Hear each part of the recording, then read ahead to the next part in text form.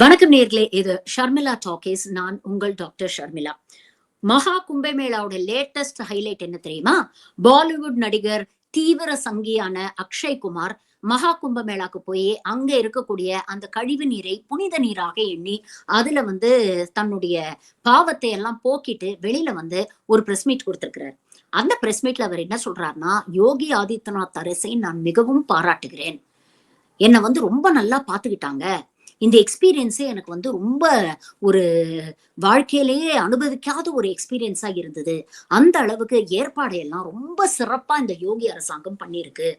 இவ்ளோ கிரவுடு கிட்டத்தட்ட 62 கோடி பேர் இந்த ஒரு மாசத்துல வந்திருக்கிறாங்க அப்படின்னா, இதை இந்த அரசாங்கம் இவ்வளவு சிறப்பாக, அருமையாக ஹேண்டில் பண்ணதுக்கு யோகி அரசுக்கு ஒரு பெரிய பாராட்டுக்கள் அப்படின்னு சொல்லியிருக்கிறாரு. முதல்ல 62 பேர் வந்தது அப்படிங்கிறதே ஒரு பெரிய கேள்விக்குறி. யோசிச்சு பாருங்க. ஒரு மாசத்துல 62 கோடி பேர் வந்திருக்கிறாங்கன்னா, அப்போ ஒரு நாளைக்கு அட்லீஸ்ட் குறைஞ்சது 2 கோடி பேராவது வரணுமா இல்லையா? அப்போ 2 கோடி பேர் அங்க போய் சேரணும்னா, அதுக்கு எவ்வளவு ட்ரெயின், எவ்வளவு பஸ்ஸு, எவ்வளவு வேனு, எவ்வளவு டூ வீலர் தேவைப்படும் யோசிச்சு பாருங்க. அப்போ இந்த தரவுகளை இந்த கூட்டம் கொடுக்கிறது பொய்.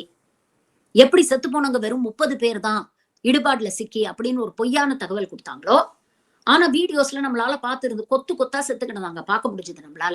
அதே மாதிரி 62 கோடி பேர் வந்திருக்கிறாங்க அப்படிங்கிற ஒரு பொய்யான தகவலை கொடுத்திருக்கிறாங்க. அக்ஷய்குமார் சொன்ன ஒரு விஷயம் உண்மைதான். ஏற்பாடுகள்லாம் பிரமாதமா தான் இருந்தது. ஆனா யாருக்குன்னு பாத்தீங்கன்னா, ஹேமா மாலினி, அக்ஷய்குமார் போன்ற பாலிவுட் பிரபலங்களுக்கும், அதானி, அம்பானி போன்ற கார்ப்பரேட் முதலைகளுக்கும் நல்ல பக்காவா ஏற்பாடு பண்ணி வச்சிருக்காங்க. கூடவே ஒரு போலீஸ செக்யூரிட்டியா போட்டு அவங்க அனுப்பி வைக்கிறாங்க. போங்க, போய் அந்த கழிவு நீர்ல குளிச்சுட்டு வாங்க அப்படின்னு சொல்லி அனுப்பி வைக்கிறாங்க. இதுங்கெல்லாம் கொஞ்சம் யோசிச்சு பாருங்களேன். ஒரு பெரிய மழை பெய்யுது, எங்க பார்த்தாலும் தண்ணி. இப்ப ஜூன் ஜூலைல மும்பை, மகாராஷ்டிராலாம் மழை பெய்ய ஆரம்பிக்கும். பெருசா தண்ணி சில நேரங்கள்ல நம்ம குடிக்கிற தண்ணியில இந்த கழிவு நீர் தண்ணி எல்லாம் கலந்துரும் தெரியுமா? அந்த நேரங்கள்ல, அப்படிப்பட்ட நேரங்கள்ல இதுங்க அதுல இறங்கி சுத்தம் பண்ணாது. இவங்க வீட்டுல இருக்கிற செப்டிக் டேங்க்லயே ஏதாவது அடைப்பு இருந்தா கூட அதை இந்த கூட்டம் இறங்கி கிளீன் பண்ணாது. ஏன்னா அதை கிளீன் பண்றதுக்குன்னு இவங்க எல்லாம் பிறப்பால் இதை கிளீன் பண்றதுக்கு தான் அப்படின்னு இவங்க ஒரு குரூப்பை டெசிக்னேட் பண்ணி வச்சிருக்கிறாங்கல்ல, அவங்களதான் கூப்பிடுவாங்க. ஆனா அப்படிப்பட்டவங்களுக்கு நல்ல கல்வி கொடுக்கணும், நல்ல சுகாதாரத்தை கொடுக்கணும் அப்படின்னு என்னைக்குமே இந்த கூட்டம் நினைச்சது கிடையாது. அந்த வகையில எனக்கு ஒரு விஷயம் ரொம்ப ரொம்ப சந்தோஷங்க. என்னைக்குமே தன் வீட்டு கழிவுகளை கூட சுத்தம் செய்யாத இந்த கூட்டம், புண்ணியம் தேடுறேன் அப்படிங்கிற பேர்ல கண்டவன் பேண்டு வச்ச தண்ணியில போய் மூங்கி குளிக்குதுங்க பாத்தீங்களா? எனக்கு உண்மையிலேயே ரொம்ப ரொம்ப சந்தோஷம், ரொம்ப ரொம்ப திருப்தி. அப்பவாவது அந்த ஏழை எளிய மக்களுடைய கஷ்டம் என்னன்னு இதுங்களுக்கு புரியட்டும். நோய் நொடி வந்தா நீங்க போய் நல்லா கார்ப்பரேட் ஹாஸ்பிட்டல்ல படுத்துக்கீங்க, கோடி கோடியா செலவு பண்ணி வைத்தியம் பார்த்துக்குவீங்க. ஆனா தினம் தினம் உங்களுக்காக இந்த மாதிரி சாக்கடையில இறங்கி கிளீன் பண்றாங்களே, அவங்கள பத்தி என்னைக்காவது நீங்க யோசிச்சு பார்த்திருக்கீங்களா? இல்ல அவங்க ஆரோக்கியத்தை பத்தியோ, அவங்க கல்வியை பத்தியோ நீங்க என்னைக்காவது கவலைப்பட்டிருக்கீங்களா? இன்னைக்கு எவனோ பேண்டு வச்ச தண்ணியில போய் முங்குறீங்களே, இன்னைக்கு இதெல்லாம் யோசிச்சு பார்த்திருக்கீங்களா அப்படின்னு நினைக்கும் பொழுது உண்மையிலேயே எனக்கு சந்தோஷமா இருக்கு. இவங்களுக்கு எல்லாம் தேவைதான் இது. இந்த ஒட்டுமொத்த கூட்டத்தையும் மத நம்பிக்கை, மூட நம்பிக்கை, பிற்போக்குத்தனம் அப்படிங்கிற பேர்ல இன்னைக்கு கக்கூஸ் தண்ணியில குளிக்க வச்சிருக்கு பாரு Bajaka. Hats off to you. ஆனா என்ன ஒரு சின்ன வருத்தம்னா, 62 கோடி மக்கள் வந்திருக்காங்க அப்படின்னு சொல்றாங்களே, 62 கோடி கடஞ்செடுத்த முட்டாள்கள் நம்ம நாட்டுல இருக்கிறாங்களே அப்படின்னு நினைக்கும் பொழுது, கிட்டத்தட்ட பாதிக்கு பாதிங்க. 140 கோடி நம்மளுடைய ஜனத்தொகை. கிட்டத்தட்ட பாதிக்கு ஜஸ்ட் கீழே. அவ்வளோ கடஞ்செடுத்த முட்டாள்கள் நம்ம நாட்டுல இன்னும் இருக்காங்களே அப்படின்னு நினைக்கும் பொழுது, இதுங்களுக்கெல்லாம் மோடி போன்ற தலைவர் தான் லாயக்கு அப்படின்னு தோணுது. அதுதான் கொஞ்சம் வருத்தமா இருக்கு. ஏன்னா இது போன்ற கண்மூடித்தனமான தற்கூரி கூட்டம் தான் தொடர்ந்து மோடிக்கும் யோகிக்கும் ஓட்டு போடுறாங்க. இவங்க செய்யற வேலையினால நாம இன்னைக்கு அவஸ்தைப்பட வேண்டியிருக்கு. யோசிச்சு பாருங்க. உண்மையிலே கல்வி அறிவு இருக்கக்கூடிய ஒரு முன்னேற சமூகத்தை சேர்ந்தவர்கள்னா அங்க எந்த ஏற்பாடும் சரியில்லை. இறங்கினோடனே பர்ஸ் அடிக்கிறானா, செயின் அடிக்கிறானா, போன் அடிக்கிறானா, துணிமணியை கூட விட்டு வைக்கிற மாட்டேங்கிறான், ஜெட்டி முதல் கொண்டு உருவிட்டு போறானா. குளிக்கலான்னு கழட்டி வச்சுட்டு உள்ள போயிட்டு திரும்பி வந்தா எதுவுமே காணுமா. வயர்ல ஒரு ஆர்டிகல் போட்டிருக்கான். கிட்டத்தட்ட ஒரு போலீஸ் ஸ்டேஷன்ல மட்டும் 300க்கும் மேற்பட்ட எஃப்ஐஆர் பதிவு செய்யப்பட்டிருக்கு இந்த ஒரே மாசத்துல, ஒரு போலீஸ் ஸ்டேஷன்ல மட்டும். அப்ப யோசிச்சு பாருங்க, இவங்க நடமாடும் மிதக்கும் போலீஸ் ஸ்டேஷன்லாம் ஏற்படுத்தினாங்கல்ல, அதெல்லாம் எவ்வளவு எஃப்ஐஆர் பதிவாயிருக்கும்னு யோசிச்சு பாருங்க.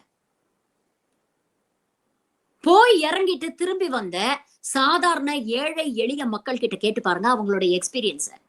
அக்ஷய்குமார் போன்ற முதுகெலும்பு இல்லாத விவிஐபிஸ் அவங்க திட்டுத்தனமா சேர்த்து வச்ச சொத்தை காப்பாத்திக்கிறதுக்காக கண்டவனுக்கு நல்லவன் சர்டிபிகேட் கொடுப்பாங்க. ஆனா மகா கும்பமேளாவுக்கு போயிட்டு வந்த ஏழை எளிய மக்களை கேட்டு பாருங்க அவங்களுடைய கஷ்டத்தை. நாள் கணக்கா ட்ரெயின் கிடைக்காம ரயில்வே ஸ்டேஷன்ல கூட்டம் கூட்டமா நிக்கிறாங்க.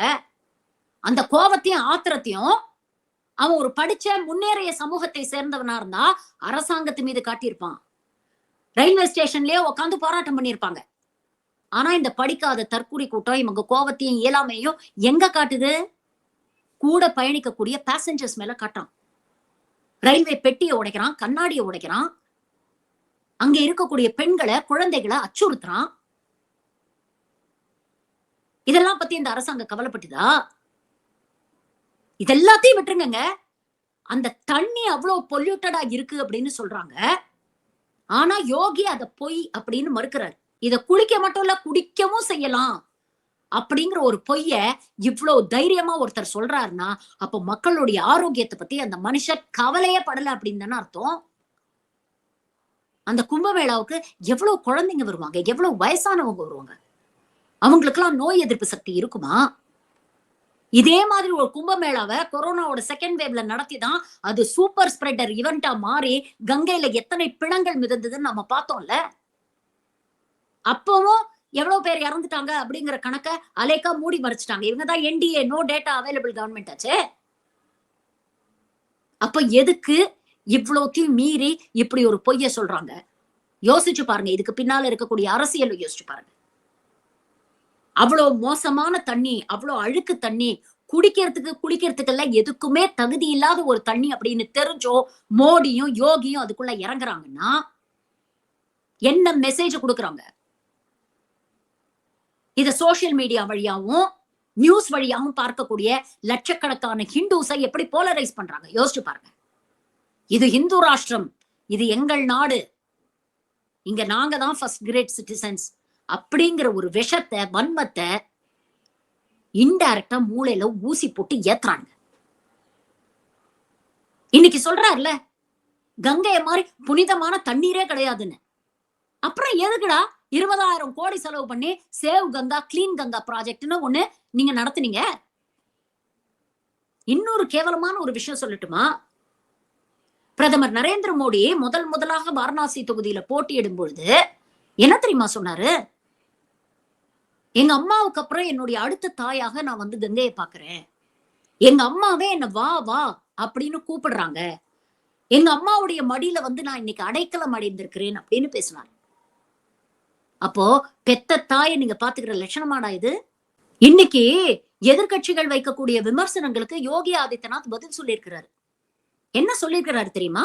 கழுகுகள் அங்கே பிணங்களை மட்டும்தான் பார்த்தன, பன்றிகள் அழுக்கை மட்டும் பார்த்தன, நம்பிக்கை கொண்டோர் ஒழுக்கத்தை பார்த்தனர், பக்தர்கள் அங்கே கடவுளை பார்த்தனர். முதல்ல அன்பு இருக்கிற இடத்துலதான் கடவுள் இருப்பாரு. இப்படி அடிச்சு புடுங்குற இடத்துல முதல்ல கடவுளை தேட முடியாது. பக்தி இருக்கக்கூடிய இடம் முதல்ல கிளீனா இருக்கணும், ஹெல்த்தியா இருக்கணும், ஹைஜீனிக்கா இருக்கணும். இல்லைன்னா அந்த பக்திக்கு அர்த்தமே கிடையாது. ஒரு மதவெறியனுக்கும் ஒரு போலி சாமியாருக்கும் இந்த கடவுள் பக்தி மதம் இதுல எல்லாம் ஒண்ணும் பெருசா அவங்களுக்கு ஈடுபாடு கிடையாது. இவர்களுடைய ஒரே நோக்கம் பணம் சம்பாதிக்கிறது, மக்களை பிளவுபடுத்துவது. இது போன்ற பிளவுவாதிகள் பாசிசவாதிகளுக்கு இந்த 4 லட்சம் கோடி வருமானமும் இந்துக்களை ஒன்று கூடுங்கள் இது இந்து ராஷ்டிரமும் அப்படிங்கிற விஷயம் மட்டும்தான் கண்ணுக்கு தெரியும். அங்க இருக்கக்கூடிய அழுக்கோ அதனால பாதிக்கப்படக்கூடிய மக்களோ இல்ல போற உயிரோ இவங்க கண்ணுக்கு தெரியாது. இதுதான் இவங்க பக்தியோட லட்சணம். நாளையோட இந்த கூத்தெல்லாம் முடிஞ்சிடும். ஆனா அதுக்கப்புறம் எவ்வளவு பேர் வீடு திரும்பினதுக்கு அப்புறம் உடம்பு சரியில்லாம போகுது, எவ்வளவு பேர் நோயால் பாதிக்கப்படுறாங்க, எவ்வளவு பேர் உயிரிழக்கிறாங்க அப்படிங்கிற செய்தி வரும்போதுதான் நான் சொல்றதோட உண்மை உங்களுக்கு புரியும். ஆனா இத பத்தி எல்லாம் இந்த கூட்டம் கவலைப்படாது. ஏன்னா அவங்க கஜானாவுக்கு 4 லட்சம் கோடி ரூபாய் வந்துருச்சு. அதை எப்படி ஆட்டைய போடுறது அப்படிங்கறதுல அவங்க பிஸியா அடுத்த கட்டத்துக்கு போயிருவாங்க. நஷ்டப்பட்டு நிக்கிறது நாட்டுடைய 62 கோடி முட்டாள்கள் தான்.